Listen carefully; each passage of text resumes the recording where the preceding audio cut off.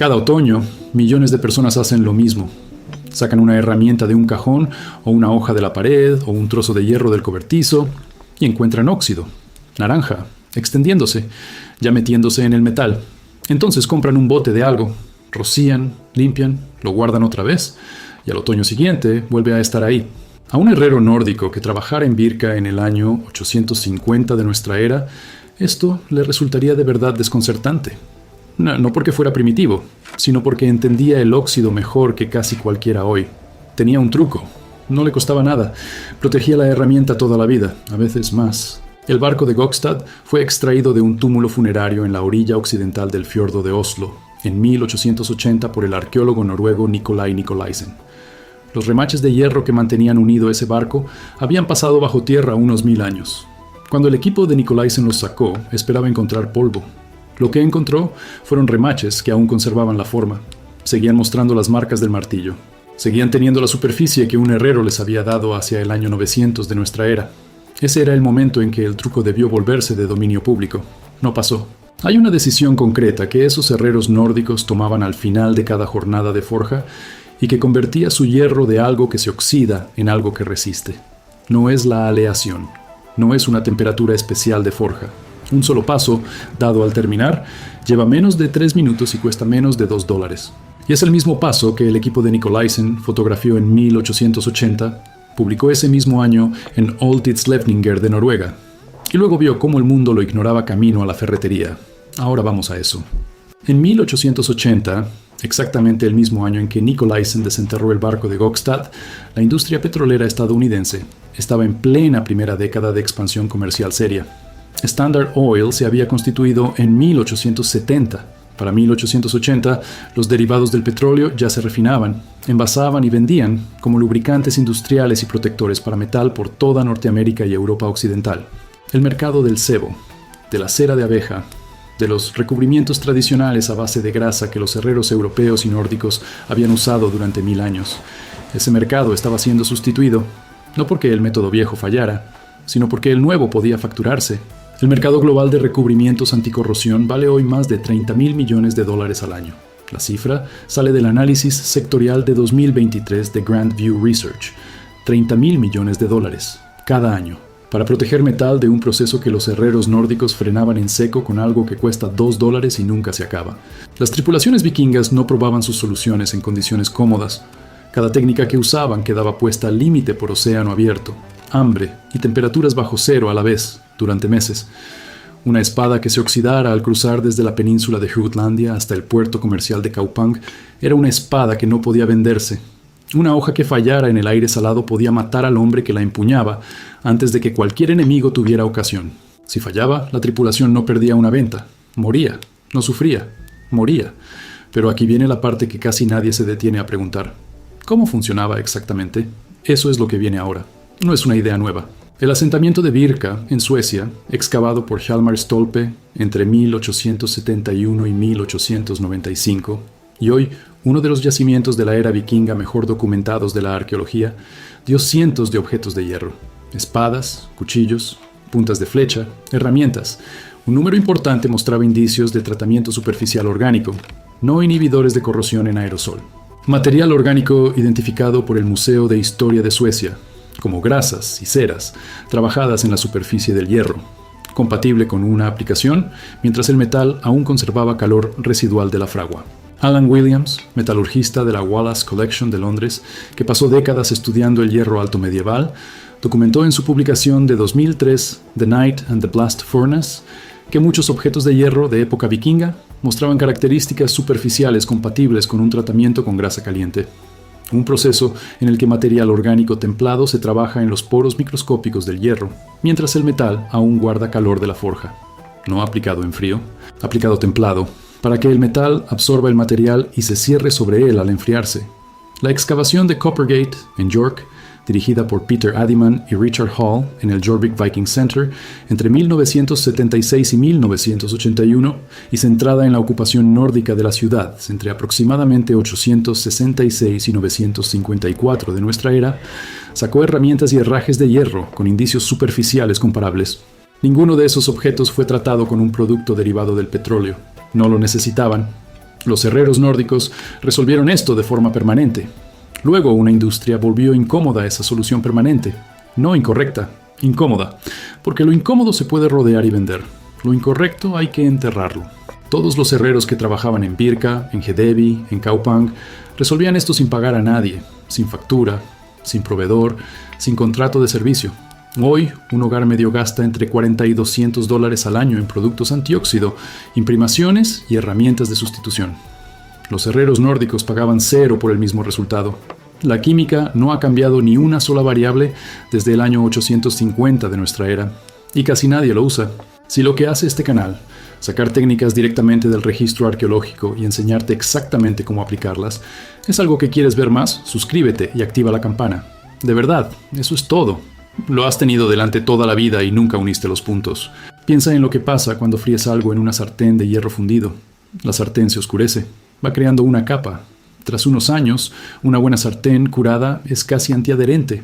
No porque alguien la cubriera con químicos, sino porque la grasa se ha metido una y otra vez en los poros del metal a alta temperatura. Ese proceso tiene nombre. Los científicos de materiales lo llaman polimerización, pero lo importante es el resultado. Una superficie que repele el agua, una superficie que no se oxida. Ese es exactamente el mismo principio.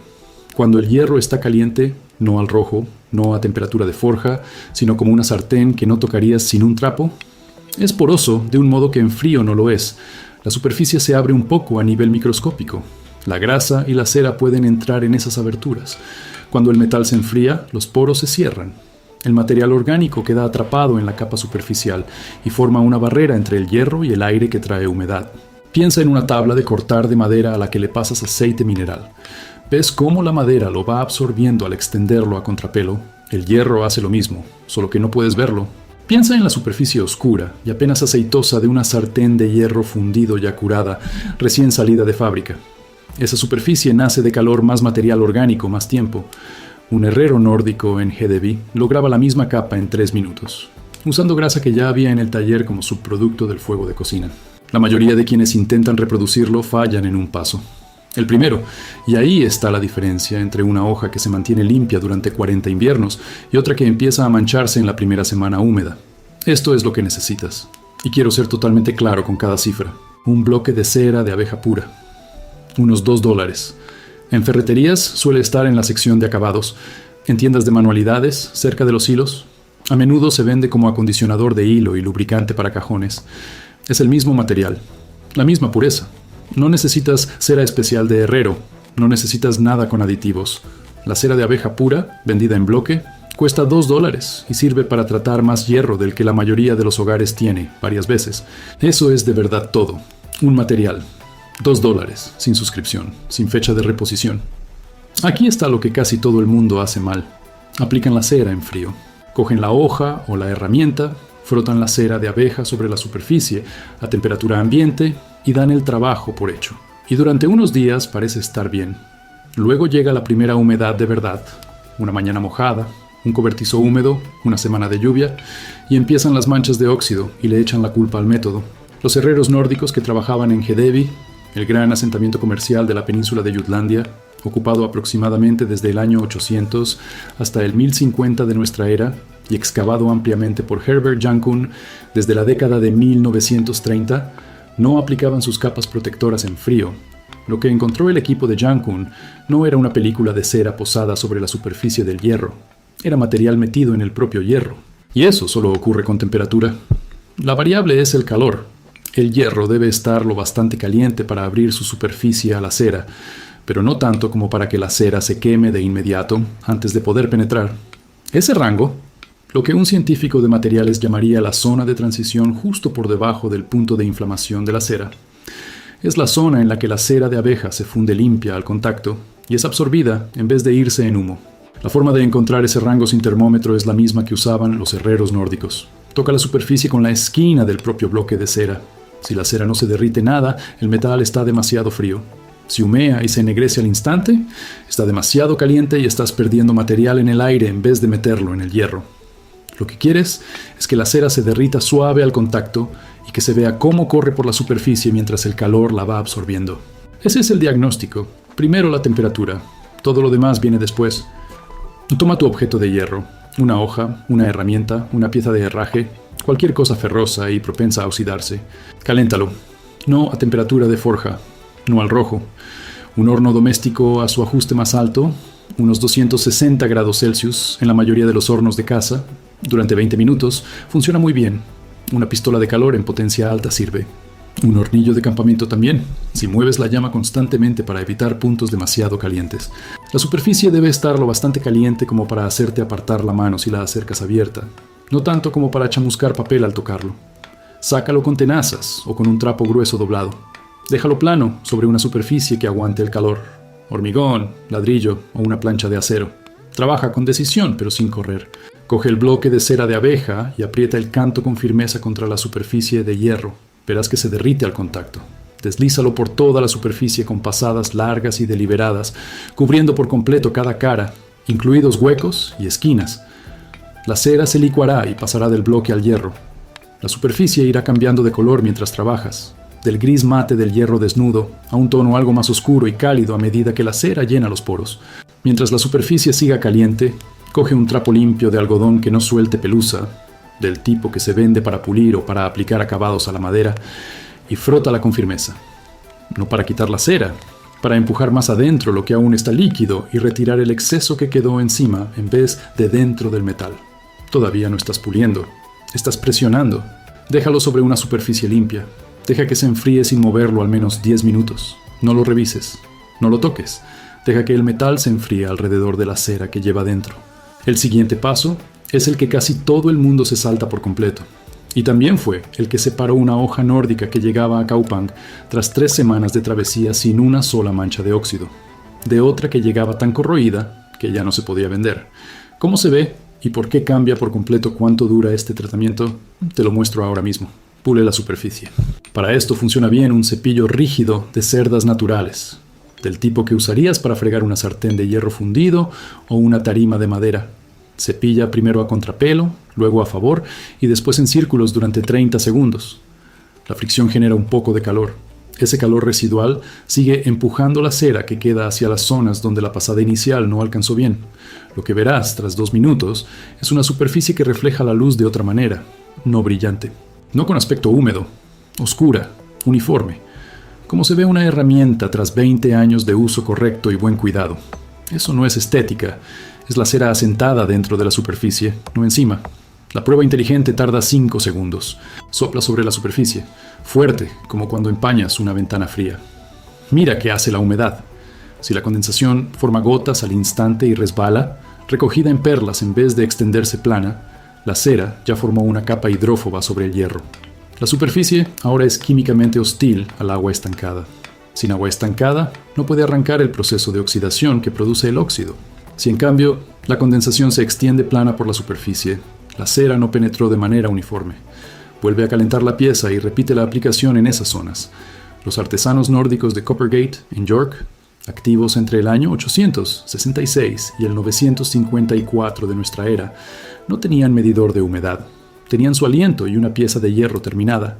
Si la humedad formaba gotas, la hoja estaba lista. Si se extendía, la hoja volvía al fuego. Acabas de montar un sistema anticorrosión que supera por al menos 900 años a cualquier derivado del petróleo de la estantería de una ferretería. Si quieres seguir recibiendo técnicas como esta, sacadas directamente del registro arqueológico y al precio real de los materiales, suscríbete y quédate. Este canal no hace otra cosa. Una pieza de hierro, un tratamiento. Ahora piensa qué pasa cuando lo escalas. Un hogar activo, con los objetos de hierro que de verdad tiene una familia de 4 entre cocina, taller, jardín y portones, puede tener entre 30 y 40 piezas ferrosas distintas que se oxidan cada año. A precios actuales de aerosoles e imprimaciones comerciales contra el óxido, tratar y mantener esos objetos cuesta entre $60 y $150 al año, siendo conservadores. Con un bloque de cera de abeja de $2, tratas las 40, 2 veces. Y aún sobra material para el año siguiente. La escala a la que operaban los asentamientos nórdicos vuelve estas cuentas todavía más llamativas.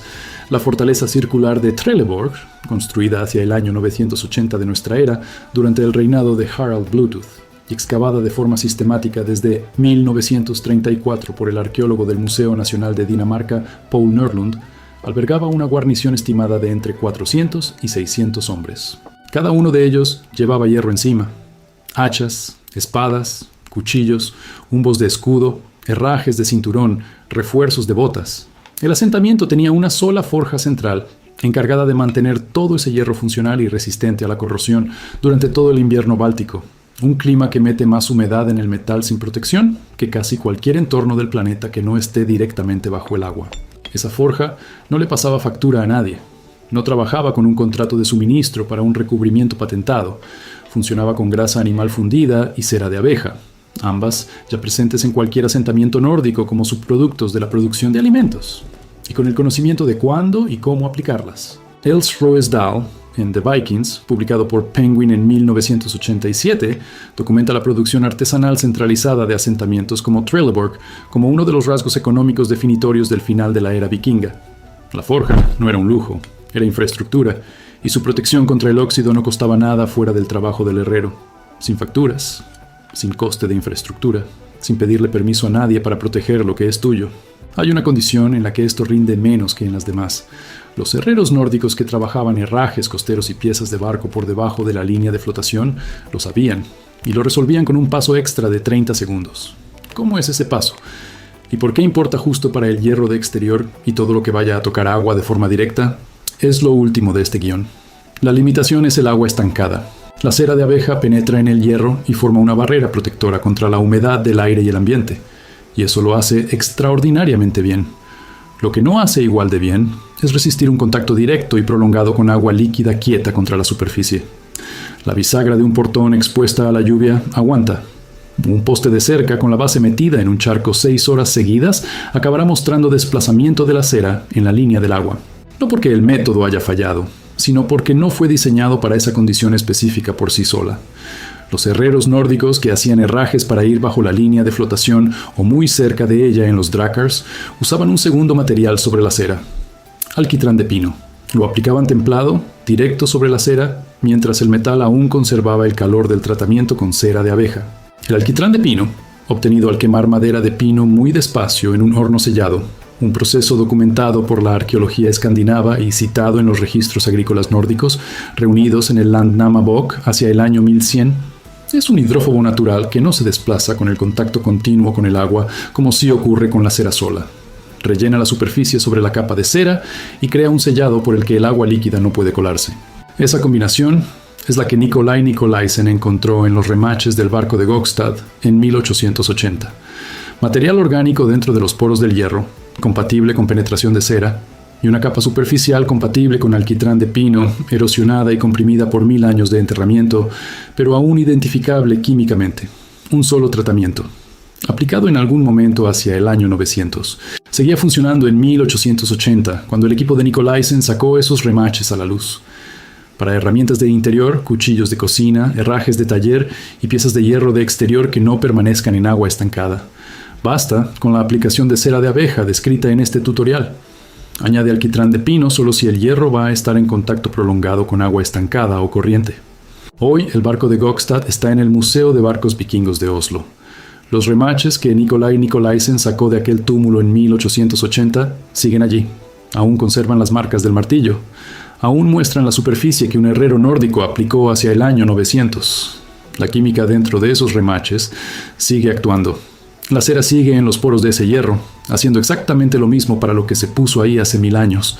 Lo que acabas de hacer hace lo mismo. No sé qué te ha traído hoy hasta aquí. No importa. Funciona igual.